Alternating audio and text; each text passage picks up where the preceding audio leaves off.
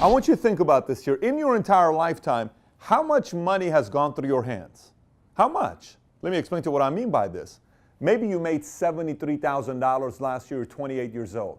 And the first time you got a check was 14 years old, it was $100. Add that whole thing up.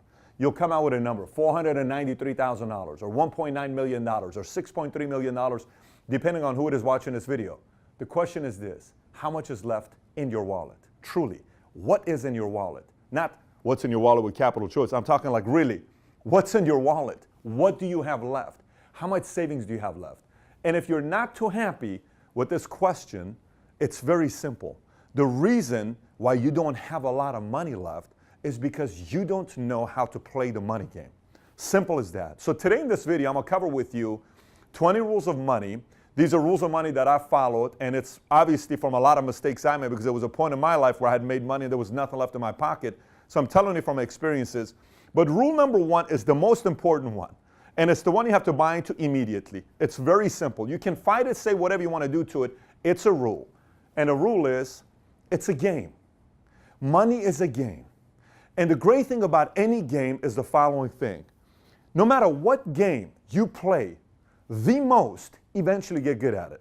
If I've never played chess and I play you and you played 100 times chess, you're probably going to beat me. If I have played Monopoly 1,000 times and you played 3 times, I'm probably going to beat you because it's a game. So the great thing about the money game is it can be learned. So many times people fight it and they have problems with it. And they say, well, you know, that person became rich because they're smart. This person did this. No, no. They learned the game, and you can also take the time to learn the game. Rule number 2 is don't be a hater of money.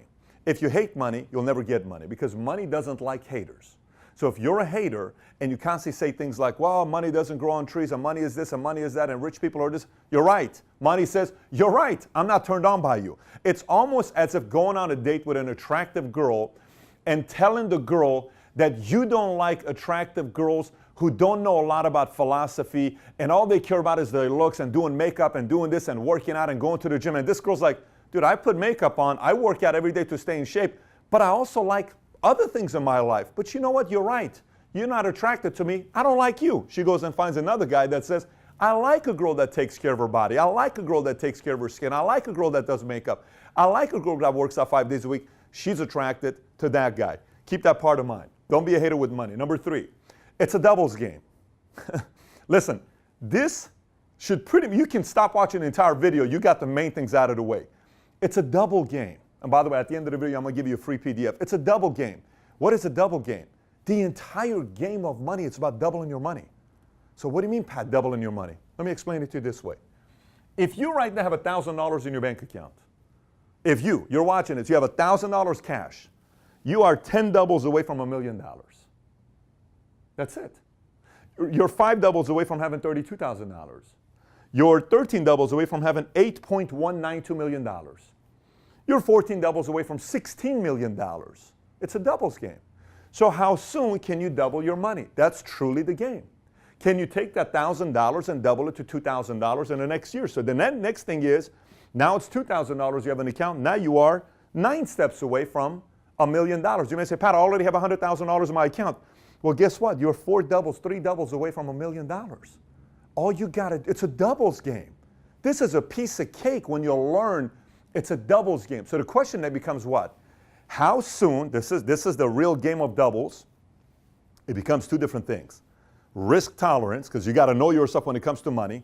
Your risk tolerance, depending on the age you're at, if you're 65, your risk tolerance is going to be lower than you being 22 years old, right? So you have your risk tolerance. You need to know you. Then the other part is time horizon. What is your time horizon? So time horizon could be, I want to have $1 million by 10 years from now. Great. If it's 10 years, what do you have right now? Then you have to play your doubles game. How many doubles do I have with the $17,000 to get to $1 million? It's a simple game that you can learn what to do. As long as you know your risk tolerance, you know your time horizon, what it is and what the amount is, then you're playing the doubles game. Number 4, seduction. Let me explain to you about seduction, okay? Listen, I use the analogy with ladies because it's just how it is, okay? Money likes to be seduced. Money's attracted to seducers. Just like a woman doesn't like a desperate man, money doesn't like desperate people. Money's not attracted to desperate people who want it so bad because they want to make this money and show it off to everybody. No. Money seduce. You need to seduce money. Seduce money. And all of a sudden money says, oof, I like this guy. I like this girl. Oh my gosh, I'm turned on to you. Don't let money seduce you. You seduce money. It's a seduction game. So whoever learns the seduction game with money, all of a sudden money starts coming from all over the place to you because money is turned on by people that know exactly what they're doing. Money likes investors who know what they're doing. Okay? A girl goes on a date with a guy that knows what he's doing, she's most likely to come back, and then there's experience. So learn how to seduce money. Once you learn this whole thing, you'll get better at this game as well. Next, timing. Timing when it comes down to money. Let me explain about timing. I'm not talking timing like this is the best time to invest into Snapchat or this is the best time to buy the IPO of Facebook and etc. I'm not talking that timing. Although that's a whole different conversation with timing. Timing, I'm talking about running a business. I'll give you an idea. There was a time where logically I had to cut down, okay, in my business. And I had to get rid of 2 or 3 employees. Logically, I had to cut down. But I knew what I was getting ready to do, and I had access to all the information. I decided to double down, and that helped expand the business to new area, new territories. So, and then the other part is cutting down expenses, is you knowing maybe numbers are looking very good, but there's an area that needs to be cut down that no one else knows about the information. You need to cut down because you have access to all the information. So there's got to be a part where you need to know, and this is a thing that we can't teach you. This is not something I can teach you about. But this is going to be a part of it that you're going to learn from experience with timing. Timing with when you buy, timing on when you invest, timing on when you stay light, timing on when you stay liquid, timing on when you go. There's a timing aspect to all those decisions you'll make. Number 6, boredom. Let me explain what boredom means. Money needs to be moved, okay? Again, if a girl is bored with you, she leaves you because you're too boring. Same with men. If a man is bored with a girl, they're going to leave because it's boring. Money doesn't like to be bored. What do I mean? If money stays in a checking account, money's going to somebody else who knows how to use that money. If money is just staying somewhere and it's not working, it's too boring, it goes to somebody else that knows what to do with money. So you got to make sure money's always moving. Money's always moving for you, always moving for you, always moving for you, always working for you, always out there doing something to create more money for you. Next, secret account. You always got to have a secret account. Let me tell you what a secret account is. It's an account that no one knows about. Your wife, your husband, your boyfriend, girlfriend, mom, dad, brother, sister. No one knows about this account. What is this account? It's a crisis account. A crisis account could be cash. A crisis account could be somewhere sitting down that no one knows about. Now, I know you may say, Pat, you just talk about boredom and you talk about this. 2 complete different stories. You got to have a crisis account that's not your emergency fund. I'm not talking emergency fund that this is the right thing to do. I'm talking a crisis account. What saved the business when we were going through difficult times and our company's checking account went to $13,000. I have payroll, commissions, everything. $13,000. Where we're about to shut down the company. It's this close. We're about to shut down the company. What saved us was the crisis account that I had. No one knew about. That money showed up, put it back into the business, saved us. We lasted. We made it through the tough times. And now we're here where we are today. But it's because I had a secret crisis account no one else knew about. You always need to have a secret crisis account. Number 8, don't drive first class until you have $10 million in a bank account. I see so many people spending $2,000 on a flight where they can spend $400. Listen, I'm 6'4", 6'5", 240, and do you know how many times till today I've paid first class? 0. I don't pay first class. Other people pay for my first class, but I don't pay first class. I've been paid first class. I've flown first class many, many times because I have the miles or people pay for my flight. I don't pay first class. And why is that? Here's how I did the math. Now, obviously, I can afford to do it, no problem. But here's how I did the math. You're trying to tell me $2,000 for a first-class flight, and I can get $500 for the same flight. That $1,500 times 9 flights in a month, that's 9,000. That's 9 times what? $1,500 is $13,500, some number like that. You know what I can do with that number? That's 4 employees. That's marketing. That's expansion. Over a year, that's $200,000, $180,000. Why am I going to waste that money? That's an executive I can bring in. That's 2 incredible employees I can bring in. I don't pay first class. Other people pay first class. Once you get $10 million and you want to do it, that's great. At that point, you may want to get yourself a private jet, but don't fly first class. Next, comp plan. Let me explain to you what I mean by comp plan. So no matter what country you live in, okay, I get emails from 100+ countries around the world, and Some of you guys and I talk through your communistic system, how you're upset, and you ask me what to do, and I tell you if it's not going to change, you have to leave. You have to leave a communistic regime you're a part of. Some of you are in socialistic places, France, taxes, Spain. You're upset with the taxes being at where it's at, and I tell you, if you don't see the horizon changing, you need to adjust. But regardless of where you're at, rule number one about your comp plan. Your comp plan of whatever country you live in is your taxes. Study how you get taxed because that's your comp plan. And let me explain to you why the comp plan in America does so well. A lot of people say things like this. They'll say, you know what? I can't believe the tax structure in America benefits business owners. And you know, why is it that they benefit business owners? Because business owners create jobs. If you created jobs, we'd give you a tax benefit. If there wasn't a tax benefit, an incentive for business owners, then who's going to create jobs for all these millions of people that need jobs? So you may say, well, Pat, if the incentives for business owners, shouldn't I be a business owner? Yes. Every single episode's about you becoming an entrepreneur. Yes, you ought to be a business owner. You ought to be an entrepreneur because it benefits you in your comp plan. It benefits you in your comp plan. And position yourself properly by knowing what your comp plan is.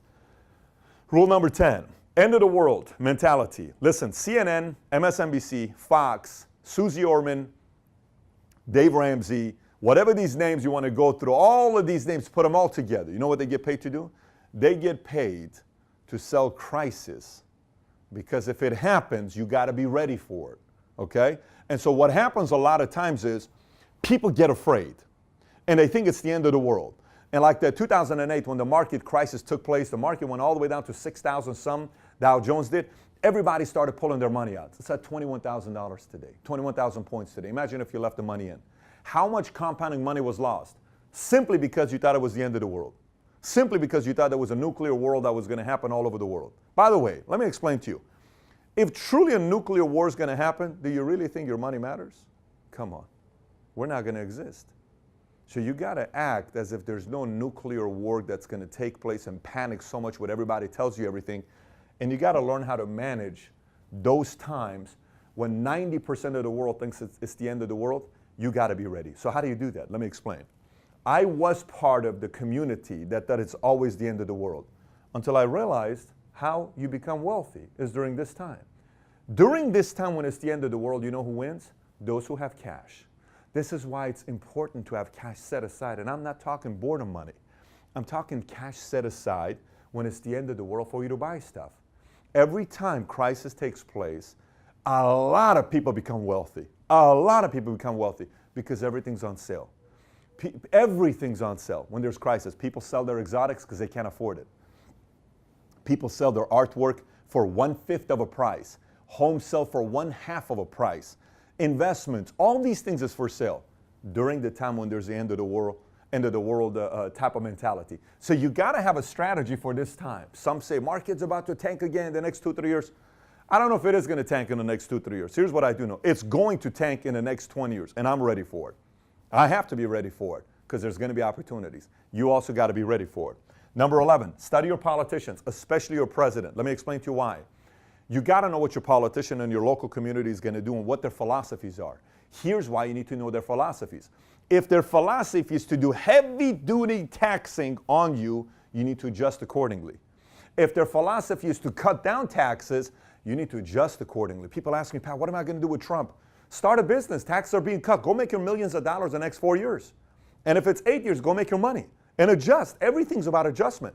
But you can't not know what their philosophies are. You need to know the philosophies of the politicians in your community. Number 12, study smart investors, but don't be too religious about them. Like, for instance, you ought to read everything Warren Buffett's got. Read every single thing Warren Buffett's got. Every single thing. Read any of the books that he's got, go read them. Because what he's going to teach you is his way of thinking, his mindset. He's going to teach you the way he's thinking. Like some people said, why did Warren Buffett spend $35 million to buy silver 6 years ago? And why did he all of a sudden, why does he not do any technology and stays away with it? You know, and why does he? These are philosophies. The thing that you got to respect about Warren Buffett, when he says, I don't do technology, he didn't do technology. So he stuck to a philosophy long enough until it worked. Study smart investors. Number 13, play your game. Don't compare. Let me explain. This is extremely problematic to a lot of people because let's just say on this doubles game, you're here. And let's just say your cousin is here. Why are you comparing yourself to him? You need to play your doubles game. Let's say you're here. Let's say your best friend is here. It's not the same game. He's 4 doubles ahead of you. It's not the same game. You just got to make sure you play your game. You can't say, I'm going to play my game at the level of what the other guys are, because when you do it that way, you make reckless decisions and you lose a double. You don't want to lose doubles. You want to gain doubles. I don't know. I hope I'm making sense to you. You don't want to go backwards. And anytime you focus on this guy, you sometimes go backwards. Focus on your game. Focus on your strategies. Focus on your time horizon. Focus on your risk tolerance and play according to that game. Your vision may not be to be a billionaire. Your vision may not be to go out there and do something very big. Your vision may not be to be a person that's got 150 million bucks. Your vision may not be to be a decamillionaire. Your vision may be, I want to one day have $2 million. That's all good. Play to that game and put a plan next to it. Play to that game, but don't constantly compare yourself to other people. Okay, next, index. A lot of people say, well, as long as you beat the index. Okay, as long as you beat the index. I am more concerned of beating my goals than I am about beating the index. I'm not worried about beating the index. I'm worried about beating my goals. What is my goal? What is the deadline? I want to beat that number because it's mine. That's what I'm committed to. What is my deadline? I'm committed to this. I'm not committed to the index. I'm committed to this. Maybe I need to do a lot more than what the index is doing because this is why I'm in business. In business, I can control the amount of growth I'm going to have on my income. I can't control if I'm studying just the index and the index is going 11.9%. I beat it 2.3%, but that's going to take me a long time for me to get over here. No. Play your game. Beat your goals instead of trying to beat the index only. 15, befriend moneymakers. I'll tell you why befriend moneymakers that you trust. If you're around other people that know how to make money, you're going to make money, which is kind of how things work out. If you're around people that know how to make money, you're generally going to make money. If you're around people that don't even know how to make money or don't even make a lot of money, you're not going to make a lot of money.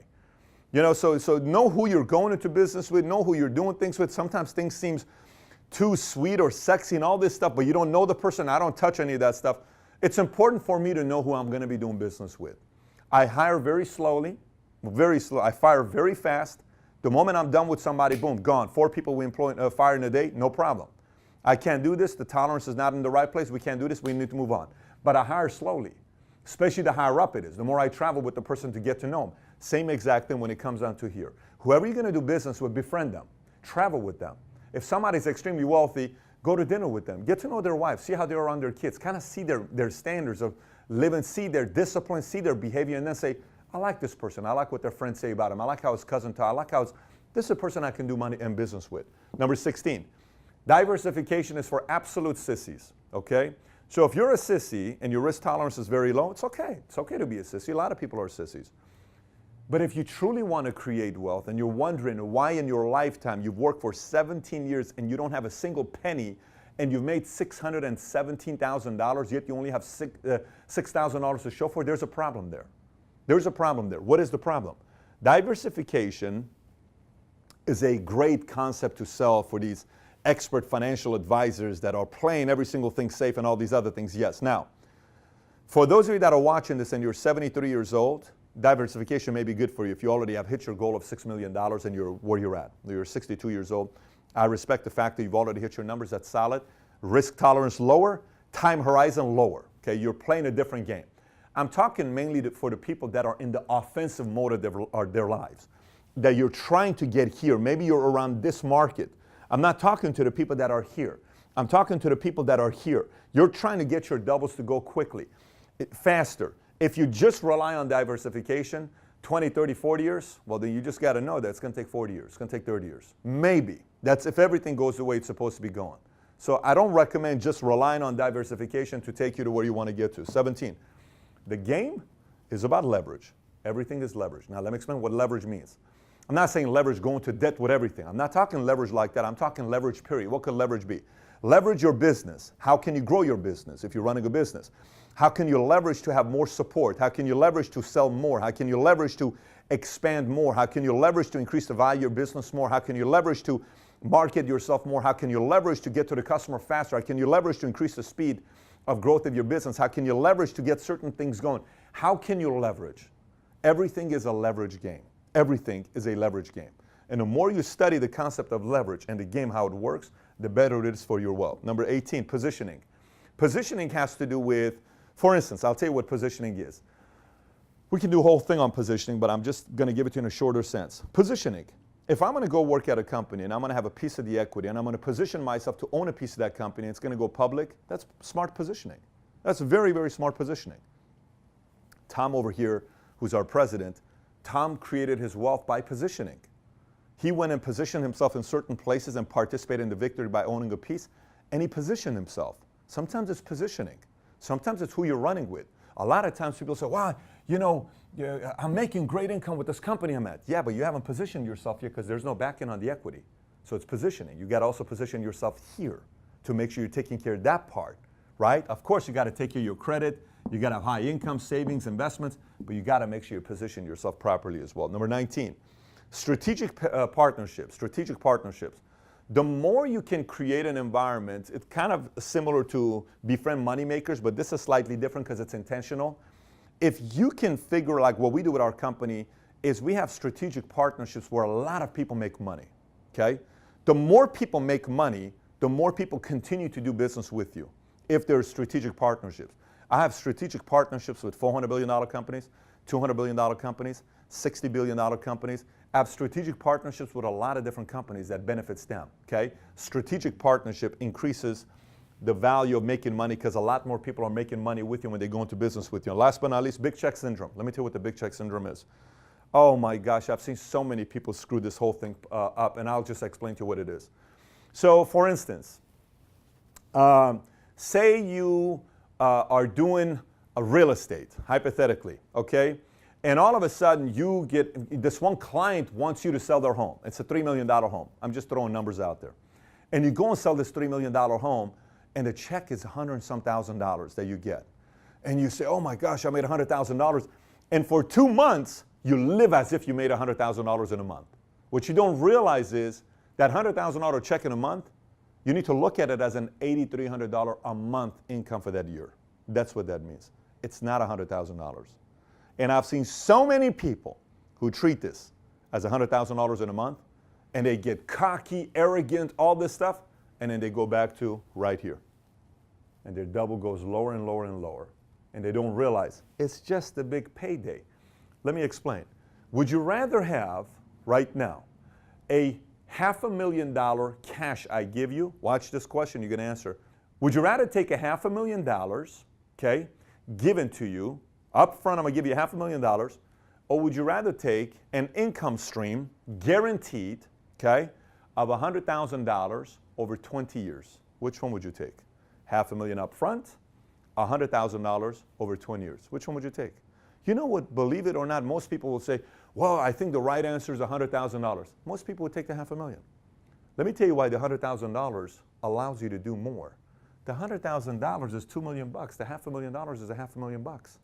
See, this gives me the opportunity to have a stronger backing to make bigger decisions to get bigger doubles. Now, you may say, Pat, but $500,000, that already puts me here. It's irrelevant if you don't know how to play the money game. It's irrelevant if you don't know how to play the money game. I want high income as well. I want income coming in that feeds my game so I can increase my net worth. This is a very, very important game. So don't get too crazy about big check syndrome and all of a sudden fall for it and lose everything that you got, because it can totally mess up with your net worth and you work all the way back to your doubles. So with that being said, this is what I'm going to do to you. This episode is obviously an episode that people would want to look at on a PDF. So we're going to give you a free PDF, but this is what you need to do. You need to visit patrickbetdavid.com. We'll put the link on the bottom of the YouTube video as well so you can see it. But if you're not here and you're seeing this video on a completely different place, because videos nowadays are being shared everywhere, you can go to patrickbetdavid.com, okay? When you go to the website, the link for this is going to be there. Look for the link. And if you don't see it anywhere, just go on the search on the bottom of my website. Paul, show exactly where the search would be. Type in money, and this would come up. Rules of money, this would come up. Then get the free PDF, print it out, and look at it and start studying which of those 20 rules you follow and you do very well at, and which you don't, and start adjusting to it, and study the areas that you need to do to improve in those games. So with that being said, if you have any questions, any thoughts, any comments, comment on the bottom. And thanks for watching, everybody. Take care. Bye-bye. Hey, thanks for watching this video. Let me make a case to why I believe you need to subscribe to Valuetainment and also join the notification squad. Look, there's 2 ways you can learn about business. One of the ways is go to college, learn a bunch of theories by professors who have probably never ran a business before, or you can watch Valuetainment. ran by entrepreneurs who have built and sold businesses, and you can learn from our mistakes and what we did right. And by the way, I'm willing to bet anybody who goes and takes this boring route versus watches Valuetainment, I'm putting my money, this person who watches Valuetainment is going to beat the person who goes to college. You don't believe me? Test me on this. This is why I'm so certain you need to subscribe to Valuetainment and learn the content so you can also be a successful entrepreneur.